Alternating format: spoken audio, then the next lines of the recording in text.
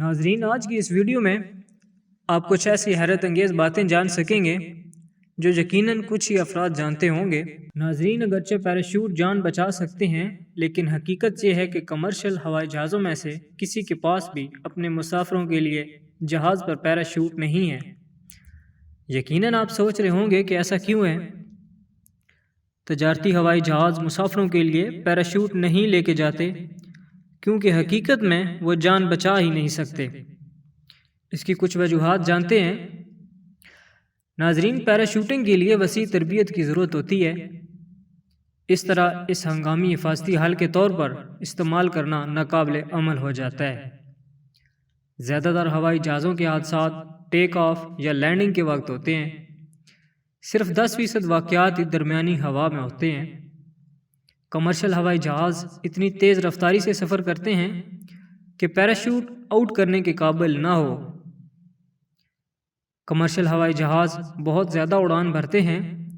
اگر آپ 35,000 فیٹ سے چھلانگ لگاتے ہیں تو سانس لینا ایک عام مسئلہ بن سکتا ہے۔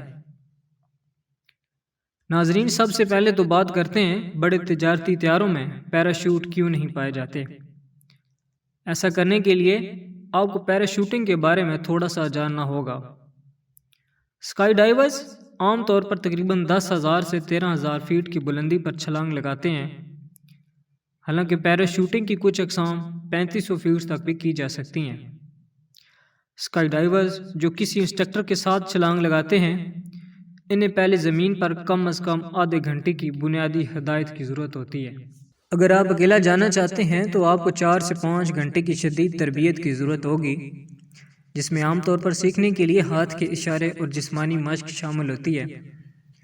دوسرے الفاظ میں، آپ بغیر تیاری کے ہوائی جہاز سے باہر نہیں نکلتے۔ آپ کو پہلے زمین پر اچھی طرح سے تربیت یافتہ ہونا پڑے گا۔ ناظرین، اس پیچیدگی میں اضافہ کرنے کے لیے 15,000 فیٹ سے زیادہ کی بلندی پر اسکائی ڈائیو کرنا جسم کے لیے خطرناک ہے، اور آپ کو یہ خیال رکھنا ہوگا کہ اکیلے پیراشوٹ کا وزن 40 پاؤنڈ تک ہو سکتا ہے، یعنی اسے حاصل کرنے میں کچھ وقت لگ سکتا ہے۔ پہلی چھلانگ لگانے سے پہلے کیا اس کی عادت تھی؟ عملی اور یہاں تک کہ نفسیاتی وجوہات کی بنا پر ہوائی جہاز پر اڑان بھرنے والے عام لوگوں سے ایک لمحے کے نوٹس پر پیراشوٹ استعمال کرنے کی توقع رکھنا عملی نہیں ہے۔ ان کے پاس تربیت نہیں ہے، اور اس کے علاوہ ہوائی جہاز پر پیراشوٹ کی مناسب تعداد کو شامل کرنے سے ممکنہ طور پر مزید 8,000 پاؤنڈ کا اضافہ ہو سکتا ہے۔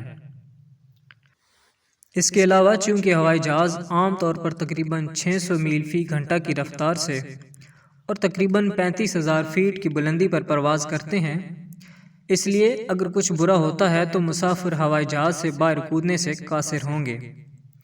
یہاں تک کہ اگر مسافر 35,000 فیٹ کی بلندی سے ہوائی جہاز سے چھلانگ لگانے کے قابل ہو جائیں تو انہیں ایسا کرنے کے لیے خصوصی آلات کی ضرورت ہوگی۔